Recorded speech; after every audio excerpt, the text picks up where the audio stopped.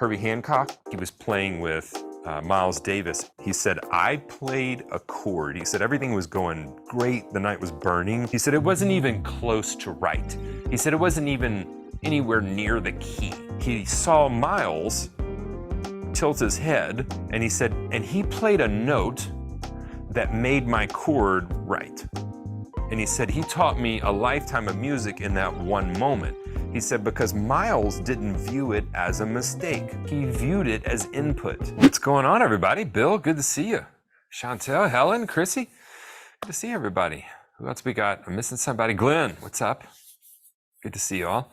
Yeah, this should be a fun, session, I think. We're still getting ramped back up from the new year. Hopefully everybody had a good new year, safe new year.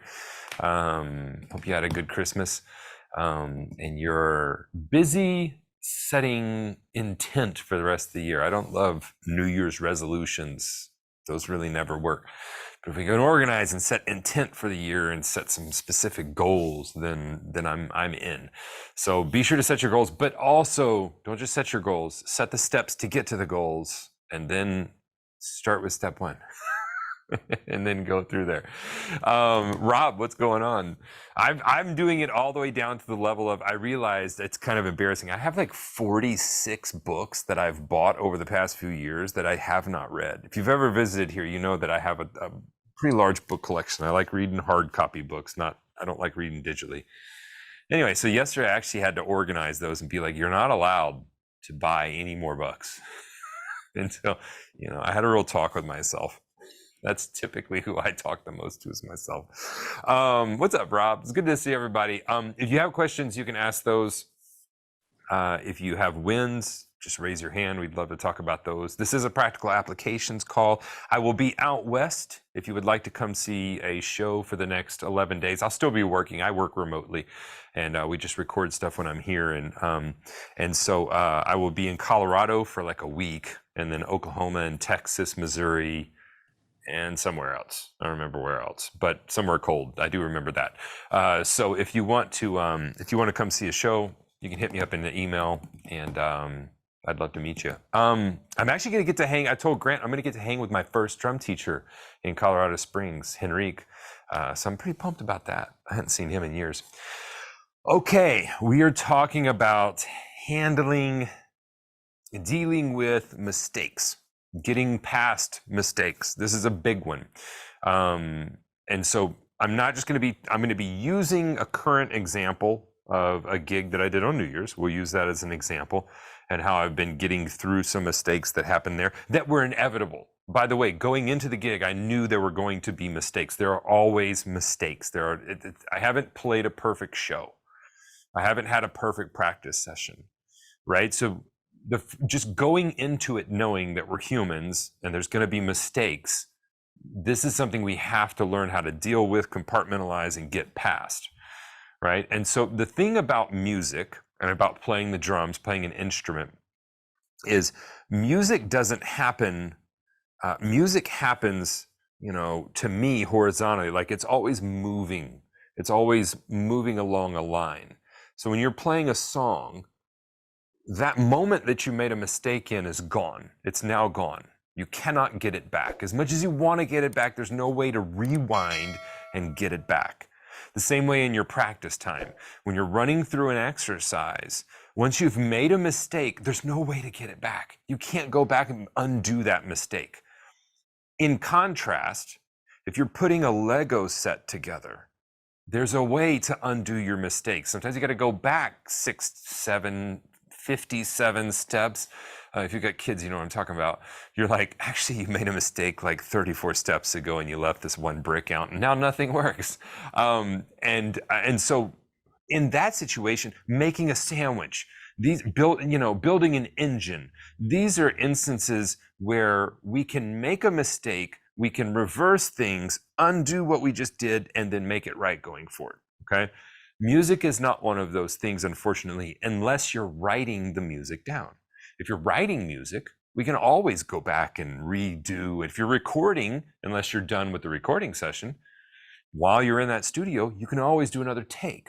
So those are instances of places within music that we can fix it. If you're recording a video, submitting one maybe for me to watch. If you don't know, you can submit videos, by the way. Many of you don't know that. And I've been getting some videos from new people this past week because I had the conversation. I'm like, just send me a video. I'll look at it. It really takes no time. So you can send them to my email. You can upload them in the forums. We have a video in the Tech Talk section that coaches you through making a simple video, where to put it, how to send it to us, all that stuff.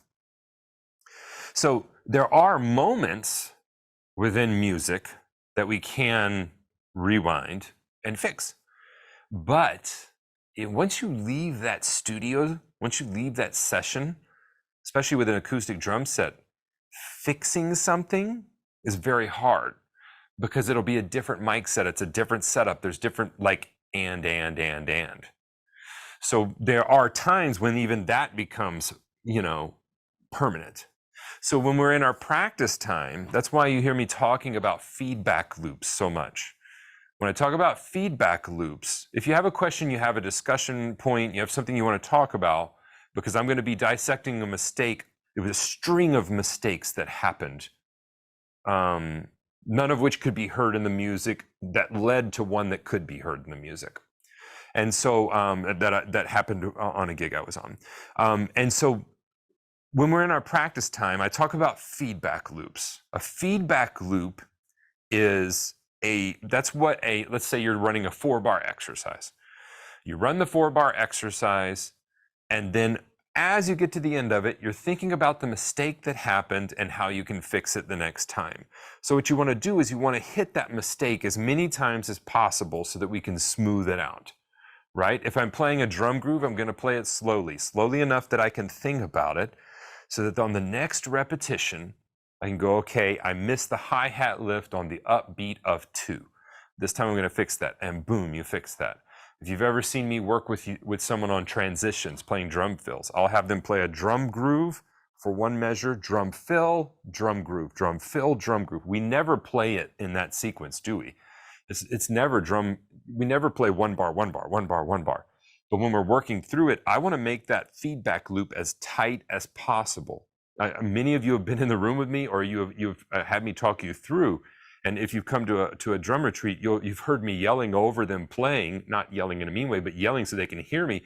We're correcting in real time. We want to hit that pain point as much as possible. When you're new to the instrument and you go through and you're trying to learn a song, oftentimes the new player will play through the entire song. But the problem there is, by the time you get to the end of the song, you don't remember the mistake you made at the beginning of the song. That's why I advise you to play just the intro. Once you play the intro, go back. If you made mistakes, we need to go back immediately, because our ability to remember those mistakes and catalog those mistakes grows as we grow in our knowledge of the instrument. So the set I played the other night was almost 2 hours long. I can pinpoint every mistake that was in there that flew in my head as a mistake. I can tell you where they were. I can almost tell you what measure they were in most of the cases. No, in all the cases, I can tell you what measure they were in. But that wasn't always the case. When I first started, it was coming at me so fast that I couldn't process it. That's why recording ourselves is really, really helpful. We can record a live setting and we can listen back, okay? So when we're in our practice time, we have to not focus on the mistake that just happened. We need to put a marker there. So kind of like whenever, if you watch football and you see them, let's say they do the kickoff, wherever they catch that ball, you see a ref throw something down. They're marking, or whenever somebody gets tackled, you see them throw something down. They're marking where that happened real quick. In other sports, it's similar. They're putting a marker there. This happened here. If there's a foul, usually the flag occurs where the foul happens. Why? Because that's pertinent to the game. They're going to get 10 yards, 15 yards back or forward, depending on where the foul happened, right? So we have to figure out where those fouls happened. We need to kind of drop a marker there, but don't obsess over it. I talked to on the Friday of all the drum retreats, we do a recording session, and I come in here with almost each one of them. And I say, look, when you make a mistake, not if, when you make a mistake, don't think about it. just, okay, I remember it. Because in a studio setting, remember that I talked about, if we're in a recording session, that's a place where we can fix our mistakes, but we have to go back and do another take. We call that punch-ins, right? We call that punching. Okay, so if you were in a real session, you played the whole song, the whole take was perfect except the drum fill going into the second chorus. The engineer would come back and go, man, that take was fire, except that one drum fill. I want to catch that real quick. He's going to roll the whole thing back, and he said, okay, I'm going to get you in 2 measures before that drum fill. You know where it's happening. Comes to that point, he punches you in, he punches a button, it records over that. You're playing, you play the drum fill, and he gets you out. It's his job to get you in and out cleanly. It's your job to match what you were playing and play the correct thing. There we've fixed it, right? So we put a marker there and we went back and fixed it. In our practice time, unfortunately, we can't fix it until the next revolution, but we can't fix that mistake. That mistake is forever and ever a mistake. It's going to stay that way, okay? So we have to learn how to move past them real quickly. So when you make a mistake, and that's what I tell them, when you make a mistake, do not obsess over it. Let it go. You have to be so quick to let it go. And once you let it go, you move on, play the rest of the song, then we can talk about what happened afterwards. But if we can't let it go, if it gets in our head, then we make another mistake. Then we make another mistake, and another, and another, and another. Imagine if a pilot that was flying a plane made a mistake on takeoff that almost crashed the plane. Maybe nobody on board knew, but he knew. And then he let that eat at him the whole flight. That could cause him to crash the plane later, right? You have to get past it. It's a moving thing. And later, let's dig things out and figure out why that happened, how we can get past it, because the head game is so much of this game. In your practice time, whenever you're playing live, it's all in your head. How you feel about what you're playing is very, very important. How you're able to compartmentalize it and not, judge yourself or your worth or whatever that may be on that mistake that you may or may not have made, because sometimes we think we made a mistake and we listen back and it actually wasn't a mistake. Sometimes it was just in our head. It was a hiccup in our head.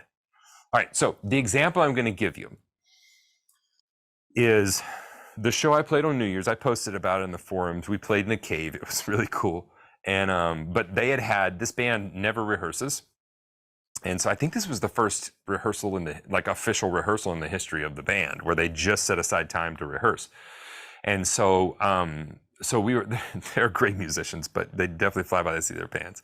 And so we were adding 7 or 8 new to me tunes, but tunes that they had not played in a while. We were also doing a filming of 2 other songs that are going to be on the album coming out this year. We did video for those. So altogether 10 to 12 songs that I was dealing with while I had to go home, and we had to bury Kelly's grandmother over the Christmas holiday. She passed away. I had to go home learning songs in the car. It was quite the deal. Anyway, so then we get to the Caverns that day. We sound check and we have a 2-hour rehearsal. Because we got almost a 2-hour set. We want to make sure things are nailed down. Okay, then we sit around all day, families come, we go into this show. There's multiple audible call changes right before the show that are happening. Oh, here's a new intro that's happening. Oh no, they're not. I literally have our in-ear monitor guy yelling over one song, he's not going to be talking that intro on this one. He's not going to. I'm like, what is happening? In the meanwhile, I have a completely new set list. Some of these songs I'm sitting there playing and I'm like, I don't remember how that song goes. I know once we get into it, we'll be fine. But some of them I'm like, okay, well, that's the tempo, but is it in 6/8? I didn't make charts for them because I wanted to memorize it. So I'm doing the reps in my head, trying to adjust to all this. And things are going really, really great. We get to the song Whipping Post, which is a very challenging tune anyway. There's a ton of parts to it. It's very long. And their version has even more parts to it. And they like to play the first up to the pre-chorus to a click. Then we cut the click off. We actually slow down for the pre-chorus. Then we slow down even more for the chorus. Then we speed back up for the next part before the verse. They do that the whole song. At the end, the way this is supposed to happen, and it's very important that I explain how this is supposed to happen so you can see the sequence of events that happened. So we do what's called a retard, where we slow down, we diamond, we hold it out. He says a vocal line. Once he's done with that vocal line, I play 4 snare hits, da da da da, and we're back in. Then we have another retard. We crash out. There's a drum solo, right? Just kind of a trash can drum solo. I bring it to a stop. Then there's 6 snare hits, da da da da da da, and we're into this outro that goes doom black, doom black, doom black, ba da da ba da da da, right? All of this is out of time. All of it is cued. Did it fine in rehearsals, but the 2 count ends weren't as solid as I wanted them to be because I wasn't doing it exactly how their old drummer did because I didn't know how he did it, right? I listened to a recording and I saw that he counted 1, 2, 3 and then played the first intro, the 4 drum hits. I said, okay, cool. So I'll play 1, 2, 3, 4, ba-ta-ta-ta, because we're in 6/8. But that's a weird phrase because it goes 1, 2, 3, 1, 2, 3, 1, 2, 3, 1, 2, doon, jigga doon, doon, secka doon, doon, secka doon, doon, doon. Okay. Mistake number 1. I counted it in 6. 1, 2, 3, 4, ba-ta. And as soon as I hit da-ta, the bass player came in. And I'm like, what happened? Why did that happen? So it was kind of a sloppy get back into it. I listened back to a recording later and actually you couldn't hear that. So I was like, okay, cool. That one wasn't hurt. But in my mind, I couldn't leave that mistake. I was like, why did that mistake? Why there was something with the count in? Going into a drum fill, I get in the middle of the drum fill and I start to feel my stick breaking right here. And I'm like, it's not gonna make it. I hit the last floor tom and my stick snaps. I hit a crash and it's supposed to be a drum solo. So now I'm on stage with kind of my you know, as we'd say, with my pants down. I got nobody's playing. They're expecting me to play something and I can't find my stick. This one's broken and my others have moved to this side. So I'm crashing, trying to dig out a stick, and the bands turn around. They're like, what is happening? You know, I get that out. I'm flustered. I play whatever that was, solo. I played 6 hits to get us back in like I'm supposed to. But again, I don't think it was how the old drummer did it. So we had one mistake of the count in that wasn't solid. Then we had another mistake that was, I couldn't do anything about it. Stick broke, right? Then we had another count in that was not solid again. So we have mistake after mistake after mistake, some of them preventable.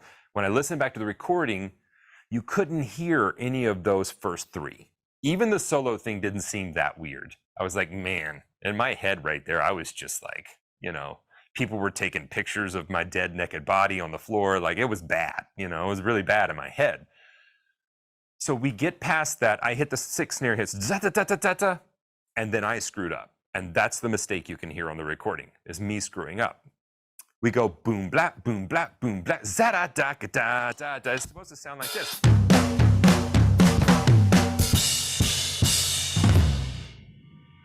That's the ending. But I messed it up because I went boom, blap, za-da-da. I cut one of those boom blops, right? It's supposed to go. And I went, okay. That was the audible mistake that happened because in the middle of those hits, I noticed I was off. So I stopped for a second and then jumped back in for the ending. Okay, the stop is what sounded somewhat awkward, although it happened so quick, it really wasn't a big deal, right? So I asked Kelly afterwards, I'm like, did you hear mistakes? She's like, I didn't hear any mistakes. I'm like, that's bullshit. There were mistakes, right? And if she can't, sometimes I'll get off stage, she's like, so what happened at this part of the song? I'm like, well, you know, keyboard player, this happened. So I listened back through the recording. The first mistake, really couldn't hear. We need to clean it up, but you really couldn't hear it. Second mistake, nothing I could do about it. I actually recovered for it better than I thought. Third mistake, we need to clean it up, but you still couldn't hear about it. It was the 4th one. Why did I make the 4th mistake when I had played that part perfectly every time I played the song? I made that mistake because I couldn't let go of the other mistakes. That's why I made the mistake. I didn't let go of perceived mistake number 1. I didn't let go of mistake I could do nothing about. And then I didn't let go of mistake number 3, again, a perceived one because you can't hear it on the recording, which caused me to actually make a mistake that was more of a hiccup in the music, and then we ended the song, okay? So as you get into, I know that was kind of a long story, right? as you get into your playing, mistakes are happening. They're going to happen all the time. We have to let them go. If we do not let the mistakes go, you will make a real bad mistake later on. Okay? Now, the number of mistakes I've made with this band, that's actually the first mistake on stage with playing with them in like 6 months that I feel you could audibly hear. That's the first one that I was like, yeah. And I knew it when I hit it, but it actually took me a couple of days to dissect like what happened, because the rest of the show was really, really good. The rest of the show, like we had people say, this is the best concert I've been to in 25 years, like multiple people. Apparently it was a really good show. But that happened at the end of the show, and man, oh man, did it bring me down, right? I got in my head about it. It's a hard thing to get over. So I give you that story about myself. And if you have questions or want to talk about something, or maybe you've had an issue with this, or maybe you had a recent mistake, or maybe there's something in your practice time you have a hard time getting past, I'm happy to talk about any of those things. So it's very important that when we have those mistakes, you have to get past that, because music moves. And one of the band leaders I used to play with, he said, it's like, because I spent like 4 years thinking he was angry at me because he would yell at me over the piano. And he started laughing one day. I said, yeah, I really thought you were angry. And he said, no. He said, with music, you just have to fix it now. If you don't fix it now, there's more mistakes that are happening. He said, it's like you're flying a plane and everything's fine, and all of a sudden you're in the trees. And if you don't pull up right now, the whole thing's going to go down, right? So as we're going through our practice time, it's very important that we do not let our mistakes when we're running an exercise cause the rest of the exercise to get derailed.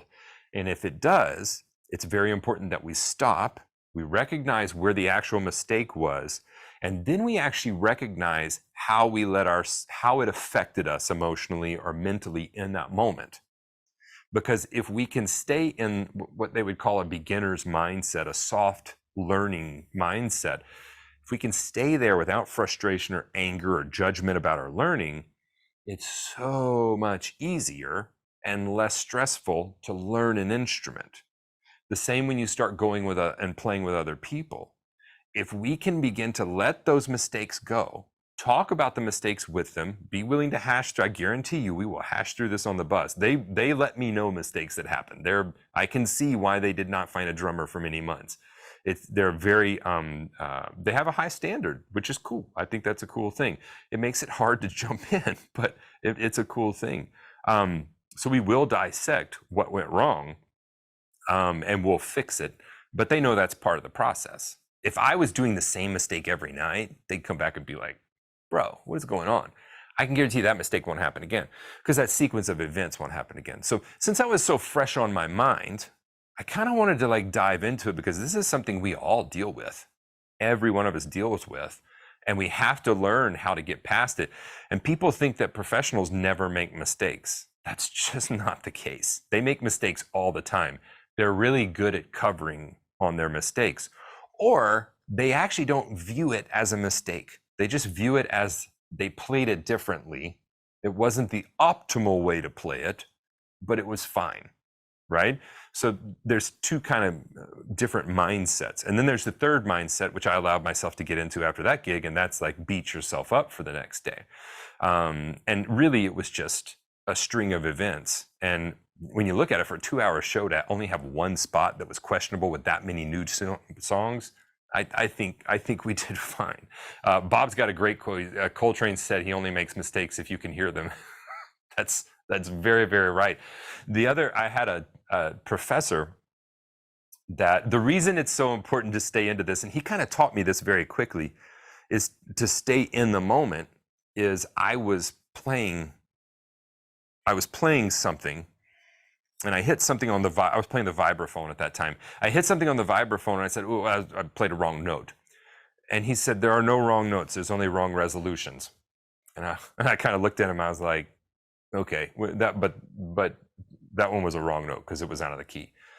And he said, "Well, what if I played that same note you just played, but resolved it here?" And what he did was he resolved the note so that chordally it made sense, and it sounded like a passing tone. It sounded like a little bit of agitation, and then he resolved it, and it made the previous note, the mistake, make sense. Who is the piano player, man? He was playing with Miles Davis. Herbie Hancock, is that right? I think that's him. He was playing with Miles Davis. I've got a great clip. I post it every now and then because it's a great reminder.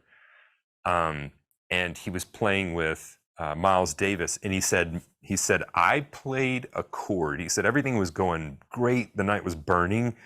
He said, and then I played a chord. He said it wasn't even close to right. He said it wasn't even anywhere near the key. He said it was completely a wrong chord. He's like, it's like I didn't even look at the piano, didn't know what key we had, just hit something. It was a wrong chord. And he said he saw Miles tilt his head, and he said, and he played a note that made my chord right. And he said he taught me a lifetime of music in that one moment. He said, because Miles didn't view it as a mistake. He viewed it as input. He's like, he thought I was trying to do something hip.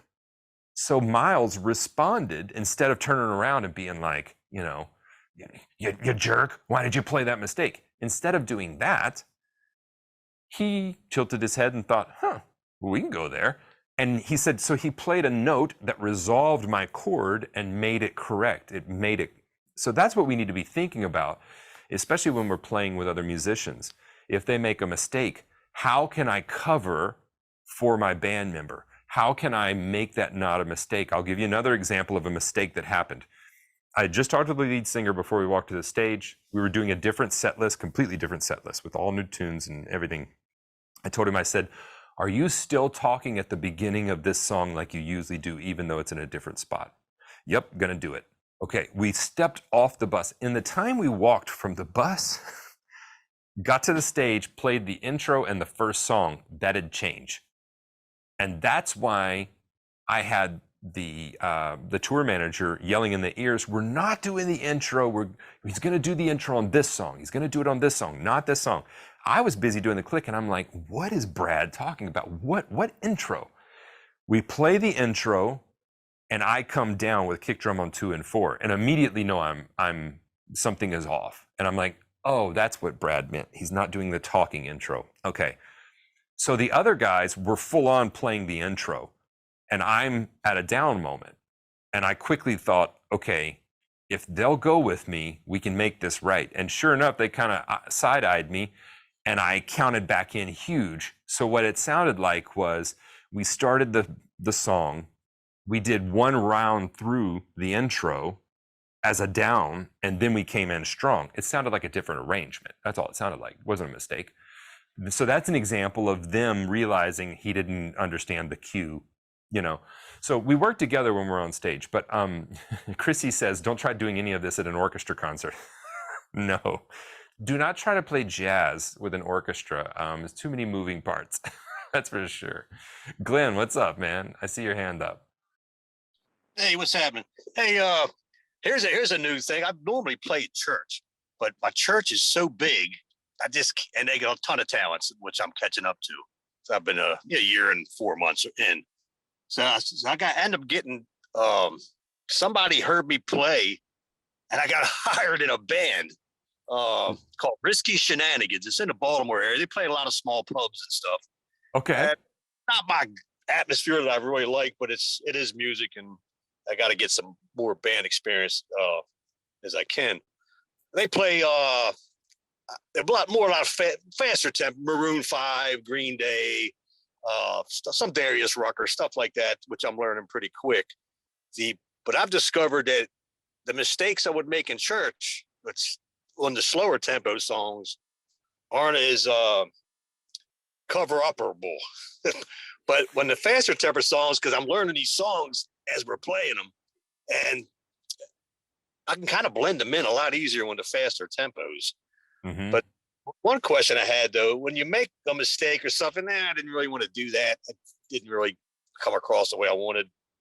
I tend to repeat it. So you kind of like when you're a little kid, I meant to do that. You ever run across something like that? Oh Where you yeah. My old jazz professor, he said, if you make a mistake, play it again, and then it's a part of the song. I kind of, I don't know if anybody taught me that, but it was like coming back from a kid when you screw up, you do it again and say, I meant to do it. So, Yeah, and what I'll try to do sometimes on the next screw up is I'll try to make it, if it was like kind of a screw up that was a little bit out of time, I'll try to put it in time so that it's not as noticeable to them. It sounds familiar, but again, that's kind of a high level skill that you do. It's like, oh yeah, I made that mistake. I'm going to do it again. just so we're clear that I meant to play that. It kind of gives the audience reassurance that, oh, I think that's part of the song, a whole experience for me because I'm all contemporary Christian music now. I'm playing Madonna and Maroon 5 and all that, which is cool. I mean, it's drum music, but now these guys they're all like 28 years old. Now I think they just needed a bodyguard, to tell you the truth, and they know I'm kind of like the bodyguard type, I guess. But these guys, they're not really using sound mixers. They got wedge speakers, and I'm used to in-ears from learning at church, and they're blasting their ears with some high volume stuff, and I'm trying to figure out. I'm protecting my ears one way or the other, my hearing. So, is there any suggestion you can make? I mean, I'm kind of like putting earplugs in, and I'm trying to hear them playing.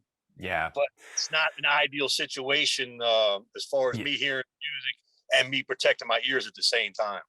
Yep. So, a couple of different ways you can do this. Way number one is you can get just foam earplugs. If you get foam earplugs, they're going to cut out a lot of the high end. It's not going to be an optimal experience, but we protect our hearing. That's dirty way number one. Way number two is to get some molded earplugs. I have a set of those in my bag, and essentially those molded earplugs, depends on who you get them, they're usually $100, $150. I use them in multiple types of situations, not only playing. I use them whenever I'm in an environment that's a little too loud. I use them a lot. When I go to a concert, and what they have a little filter in there, and you can take the filter out, reduce it by 5 dB, 10 dB, 25 dB, and essentially it sounds like, matter of fact, the first time I used them, I didn't think they were working. I took them out, and when I took them out, it was astounding how loud everything was. And so they just sound like you turned the volume down. The other thing you can do, and I have a video on YouTube that I did of a simple in-ear setup. So the other thing you can do, all that wedge monitor is, I'm assuming you have your own wedge monitor back there. All that is a line in from the sound guy. So what you can do is you can get you a little $50 mixer, Behringer little mixer, and you can have a line in from the soundboard, and then you can even run a click if you wanted to that only runs to you. And then what you do is you plug your either in-ears or your headphones that are also ear protection, you plug those into the mixer in the headphones slot. And so then you have an in-ear environment, but it's controllable by you as far as volume. The thing you don't have in control over on that little mixer situation is, can I get some more guitar or whatever? They have to do that from the board. But that's a very quick and dirty way to have an in-ear setup, and it takes a $50 Behringer mixer. If you already have some in-ear monitors or universal fit in-ear monitors that you can get for $50, $100, that would be a way to get an in-ear environment on a gig like that. Either that or molded earplugs would be the way I would go with that. Yeah, these guys, there is no mixer. It's all small places. It's all the sound coming out of their speakers, and they're not in the house speakers. They're just plugged into that. There's no mixer. So in that, because we have our own little personal mixer at church. We can adjust to what we want to hear. But in that environment, I would either get some molded earplugs or I would get some high-end earplugs. One of the two. About to try. What I ended up doing was using headphones that go over the ears that I use at the gun range, but Yep. they have a speaker so you can hear people talking, but Mhm. it's really cool for when you're practicing where you can't quite hear your subtle notes on a hi hat or something. You can really hear them well so that you know what you sound like. Uh, So I use when I first got my drum set. My uncle's a ballistics engineer, and he brought me a set of shooting earmuffs, and he said you have to protect your hearing. I actually still like practicing with those things because they put a certain amount of compression on the drum set that it makes them sound really good. So that's actually a great option too, as long as they don't mind you wearing those on stage. yeah, I don't think Um, he's going to mind. Yeah, and honestly, I think this is a great opportunity to step outside of an environment that you're pretty comfortable in, and to step into a new environment. I've been playing in churches and bars since I was like 15, so I've run that run that line of duality. I'll play a church in the morning, and that night I'll go play Bourbon Street. So I have no He's problem playing both. I use it sort of like a ministry too, because they're kind of drinkers, and I'm not. I don't drink at all. Sure. If I drink soda, I feel like I did something bad. Just give me some water. But I kind of use it as a witness to them too. That hey, you don't have to do this to have fun. So Yeah. Well, and when I'm on the road, there's a lot of there are lifestyles on the road that are not super healthy. And when they have someone come out with them that I'm a plant-based eater, so now on the rider they have in capital letters vegan option. Like it's very, I'm like, we don't have to do this, guys. I can find stuff to eat. well, As I you know do me, occasionally. I'm not a vegan. Well, that's the thing. I do occasionally eat meat. I'm not a vegan. I'm just plant-based, which means I eat more plants than others. But I don't have a ton of habits. I don't smoke pot all day. There's nothing wrong if you want to do that. I don't drink all day. I don't. So whenever you begin coming in contact with people, you can kind of start to rub off and be like, well, the reason you're not sleeping very well is, we probably shouldn't drink before we go to bed. Drinking affect, like you can have a lot of good conversations with people that, like the guitar player for this band, he passed away almost 2 years ago. And it was as a result of years of kind of misbehavior. He had cleaned up for about 3 or 4 years, but he had type 2 diabetes from that stuff. And it's like, if you can get to people early on and kind of be a good influence to them and be like, hey, we can have fun out here without having to, completely blitz ourselves every day. That's cool. I'm glad you're doing that, man. Kind of look at it when I prayed about it. I said, you know what? I guess God's asking me to go to Nineveh again. I might as well just go so I don't get swallowed up by a big fish and spit out on the bar floor somewhere. But because sometimes if you have that, if you're a Christian person, you can't spend all day in church because Yeah. spending all Well, day. and this is a discussion I've had with a lot of people, because there are a lot of, and it goes both ways, by the way. I've had this discussion with, let's say, non-church drummers. They have an issue playing in a church setting. And then I have church drummers that I talk to, and they have an issue playing in the other setting, in a bar or something like that. And I've talked to both of them. I'm like, hey, you should get in a church setting. They're great musicians, and when they do, I've talked to atheists, which is, you'll find in this community, there's no judgment for whatever you're wanting to do. We like all people. We like you to be here. We like to talk about drums and music. So you'll hear me talk just as much about playing in a bar as I do about playing in a church, as I do about playing at a, Piggly Wiggly, as I do, playing at somebody's bar mitzvah. Like, wherever you can play, you should go play music. And so there was actually in a cave, Helen says, yes, in a cave. Boy, that's an experience. There was an atheist that I was talking to. He said, well, I don't really want to, play in the church because I don't have the same belief set as them. And I said, well, have you communicated that to them? And he said, yeah. And I said, are they still okay with you coming and being a part of it? He said, yeah, they were still fine. I said, sounds like a good place. You should go get involved with them and play some music, because it sounds like, they can hold two differing opinions in their mind and have a conversation with you, which is very important in life, to be able to hold two differing opinions and not, well, you're just not a part of my life. So I think every church drummer should at some point play in some bars. I think every bar drummer should at some point play in some churches. It's two different environments. They required a lot of different things, and there's a lot of crossover with it. So I love it, man. I'm probably playing more four on the floor than I ever played because people That's for sure. get these people up and they want to, they want people dancing. That's So, for sure. That's for sure. okay, it's four on the floor, whatever. So, which is okay. There's a lot of four on the floor in church too. Maybe not as much, but some. Right. There's a lot of tom grooves in church. Yeah. I'm not doing as many as tom grooves. My toms are feeling a little bit lonely in the bar. Not as, you don't get to use them as much. By the way, speaking of toms, I officially brought out another road case, and I'm now playing an 18-inch floor tom with the band. So we got a 24-inch kick drum, 14-inch rack tom, 16-inch floor tom, 18-inch floor tom, and a big deep Black Beauty snare. So I'm pretty pumped about this. I'm pretty pumped about the size of the kit. But then I start playing it, and I'm like, man, I wish these had a little bit more punch. Then you're like, the big thing's fun for a while, and then you're like, oh man, I wish I had all. I always want to have all the things to play all the time. What's up, Bob? Hey, Stephen. How are you, man? I want to mention something that's it's kind of ironic that happened to me Monday. I went shopping at the grocery store, pick up a few things, and I had a Zildjian shirt on. Well, guy comes up to me and says, do you play drums? I said, yeah. He says, well, man, I play bass. Do you know where I can find work? And I'm like, did I just die, go to heaven?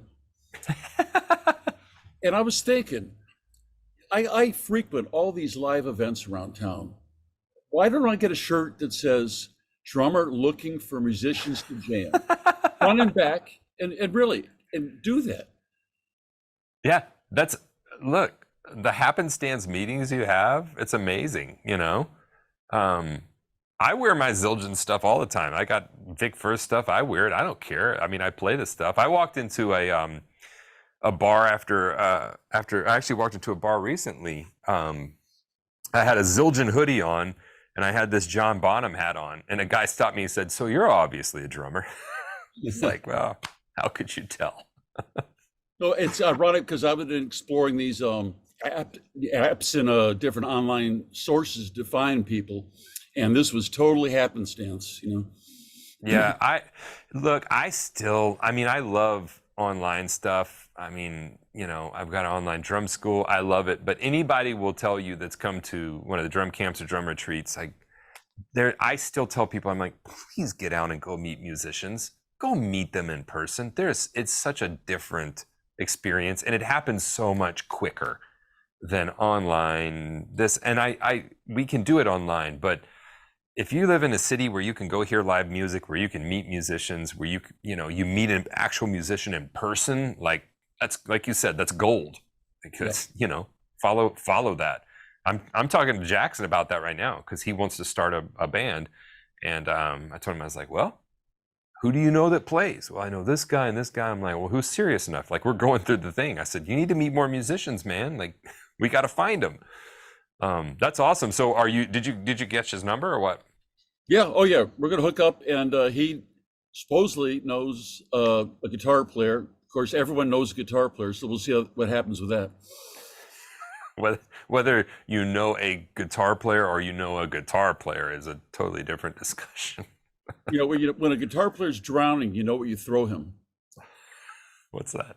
His amp. Oh, thank you. You're welcome. We had to. I love that, man. Have a good one. Hey, you too, man. All right, let's see here. That's all. So that's all I've got to talk about. I just wanted to get on here and talk about mistake as fresh as it happened, and how that pertains to, this is something I've been dealing with for many, many years. We deal with it in every practice session, and we got to get better at it. So I can teach you paradiddles and double stroke rolls all day long, and it doesn't matter if you beat yourself mentally before we ever get through the practice session or through the gig, right? So let's get better at that part of it too. Grant, when's the next live call, man? It's Monday. It's a tech talk at noon. Awesome. We got a tech talk at noon, and then we confirmed Brittany we're going to talk about this in every call. Brittany will be here. Grant, The 23rd at 3 p.m. Central Standard Time. Brittany is the drummer for Demi Lovato.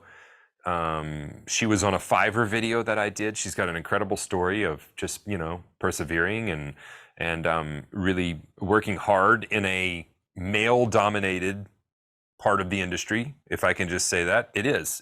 Drumming has always been more male I guess that's the physical nature of it, but also when the drum set came around was right around when women's lib started.